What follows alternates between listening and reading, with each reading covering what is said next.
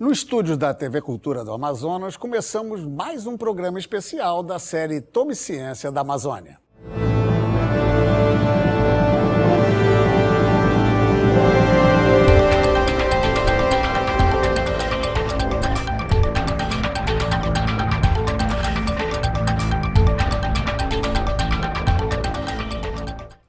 Olá! As condições climáticas da Amazônia, quase sempre com calor e umidade, e a existência de águas paradas facilitam a proliferação de mosquitos responsáveis pela transmissão da maioria das doenças chamadas de tropicais pela Organização Mundial de Saúde.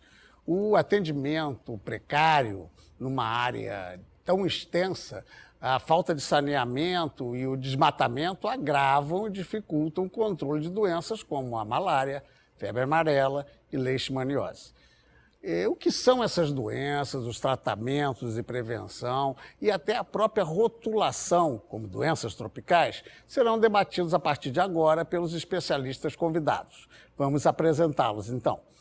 Formado em Medicina pela Universidade de Brasília, Marcos Vinícius Guimarães de Lacerda já escolheu a infectologia em sua residência médica na Fundação de Medicina Tropical, especialidade que manteve até o seu doutorado. Integra o Comitê de Assessoramento Técnico do Programa Nacional de Controle da Malária do Ministério da Saúde do Brasil, além de ser consultor eventual da Organização Mundial da Saúde. Ainda coordena o Centro Internacional de Pesquisa Clínica em Malária, com sede em Manaus. Formada em Medicina e Filosofia pela Universidade Federal do Amazonas, a UFAM, Maria Luísa Garnello Pereira fez mestrado em Ciências Sociais e doutorado em Antropologia. Professora visitante da Philips University Marburg, da Alemanha, ela é pesquisadora e vice-diretora de Ensino e Informação em Saúde do Centro de Pesquisas Leônidas e Maria Dini, da Fiocruz. Flor Ernestina Martínez Espinosa é médica colombiana, veio fazer residência médica em doenças infecciosas na Fiocruz, onde acabou completando o mestrado e doutorado em medicina tropical.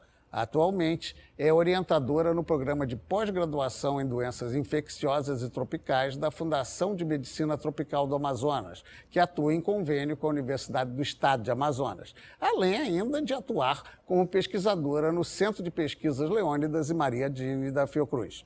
Felipe Gomes Naveca sempre se dedicou da graduação ao doutorado à microbiologia. É docente permanente em programas de pós-graduação da Universidade Federal do Amazonas, a UFAM, além de ser o vice-diretor de pesquisa e diretor substituto do Centro de Pesquisa Leônidas e Maria Dini, da Fiocruz.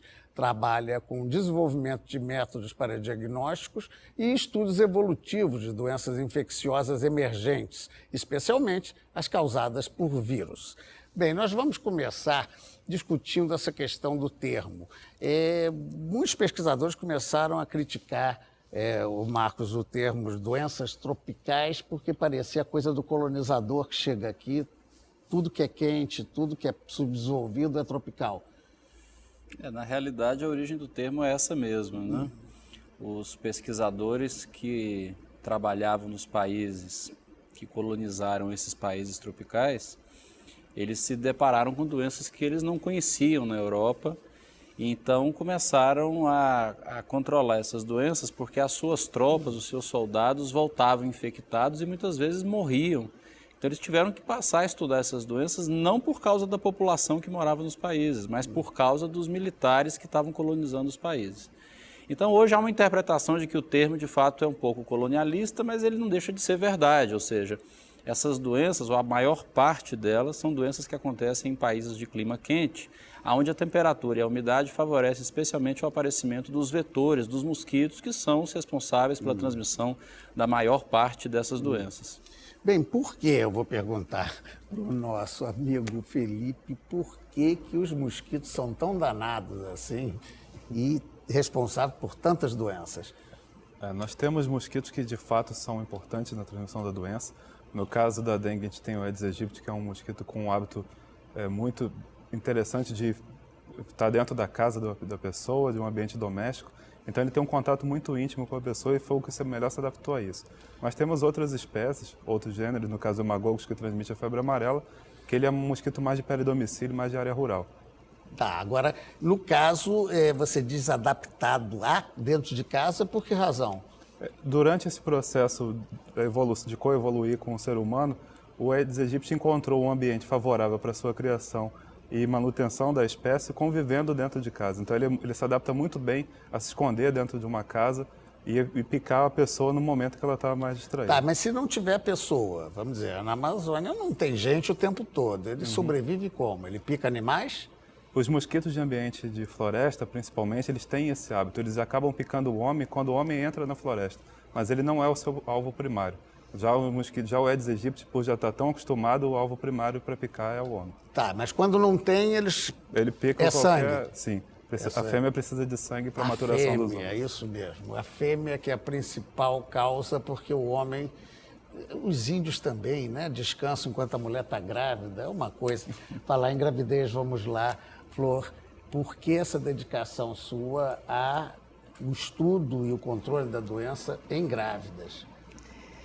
Porque é uma época da vida em que, se acontecer uma infecção, as vítimas potenciais são 2, no mínimo.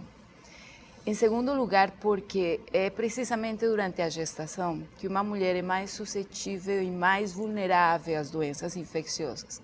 Suscetível significa que ela tem maior frequência de infecções quando comparada com uma mulher que não está gestante ou com um homem. E mais vulnerável porque uma vez ela tem essas infecções, a probabilidade dela desenvolver formas mais graves dessa doença é muito maior. É bem maior, né? É. Nossa, também, relativamente, ela fica mudada, né? Fisicamente, propicia isso, né? Ela tem que sofrer alterações fisiológicas para permitir o enxerto fetal. E isso define muito o comportamento dela frente a alguns... Falta de solidariedade total da mosquita, né? Não, vai exatamente prejudicar. Luísa, você fez filosofia e depois se dedicou à antropologia e à preocupação com a população. Por que filosofia? Bom, quando você estuda bichinhos, micróbios e mosquitos, você se dá conta de que às vezes você tem ferramentas boas para controlar, né? Você tem, às vezes tem vacina, tem medicamento, tem inseticidas e nem sempre a gente tem sucesso. E a razão é porque você precisa entender como as pessoas estão vivendo. As desigualdades sociais, os problemas econômicos, a falta de políticas públicas efetivas. E aí chegou uma hora que eu resolvi que eu precisava entender os fundamentos da vida em sociedade, porque a minha medicina não estava sendo suficiente para entender o que estava acontecendo ao redor. Em se tratando de Amazônia, é uma situação bastante complexa. E é mais suscetível quem vem ou quem está à questão das doenças ditas tropicais? Depende muito dos eventos, do tipo de parasita. Então, malária, por exemplo, se você nunca se expôs, não tem aprendizado imunológico, você pode ter um quadro inicial muito grave, né? Pode acontecer. Entretanto, essas pessoas do interior da Amazônia, por exemplo, que estão expostas a vários casos de malária, pegaram várias vezes, elas têm uma grande complicação crônica, né? Então, a chance delas de morrer de um primeiro ataque de malária é pequena, mas, em compensação, os danos para a vida são muito grandes. Ou seja, altera em que, essencialmente? A continuidade? Tem muitas coisas que alteram. Situação das grávidas, que a Flor estava falando Sim. ali, né? É uma situação que você tem gravidez sucessiva, vai sendo espoliada. A gravidez com a malária superposta, as alterações negativas para o corpo da mulher são maiores. Se for criança, deficiência de crescimento, anemia, deficiência pode acontecer de cognição, de escolaridade.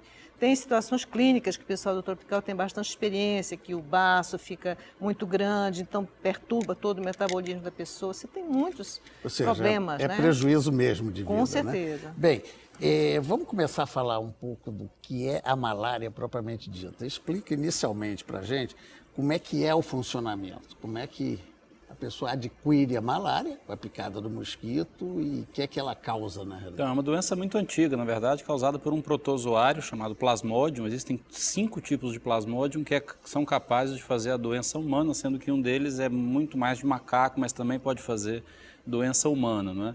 Então, a gente tem, na verdade, 5 tipos de malária humana. Isso é importante porque uma malária não é exatamente igual à outra. Existem formas mais graves, formas menos graves. E o mosquito fêmea, ele precisa pegar o sangue da gente para colocar os seus ovos. Na verdade, o mosquito fêmea está tentando sobreviver quando ele pica a gente e tira o sangue. E quando ele faz essa picada, ele coloca essa forma na pele, em meia hora isso vai para o fígado, em torno de 15 dias é o tempo que se demora para começar a aparecer febre. Na verdade, a síndrome febril, a presença da febre, é o principal sintoma da malária nas áreas onde existe essa transmissão. E, eventualmente, quando não há o diagnóstico e o tratamento, a pessoa pode evoluir nas próximas semanas fazendo gravidade e até morrendo. Então, a grande complicação dessa doença é a morte mesmo. Mas ela está muito similar à febre amarela, que também dá febre, ataca o fígado, amarela. Como é que dá? Quer dizer, as doenças tropicais que levam à gravidade, elas são muito parecidas de um modo geral, porque o corpo da gente responde à entrada de um vírus, de uma bactéria e de um fungo, na sua forma mais grave, de forma muito semelhante. Então, é muito comum aparecer uma pessoa já muito grave, quase morrendo, e há uma dúvida sobre qual doença é, porque elas todas se confundem nessa fase final. Bem, com essa dúvida a gente vai para o intervalo. Quando voltar, eu vou direto falar com o Felipe sobre essa questão de diagnóstico, que é o estudo que ele está fazendo e se dedicando. Um instantinho só, que a gente volta já já.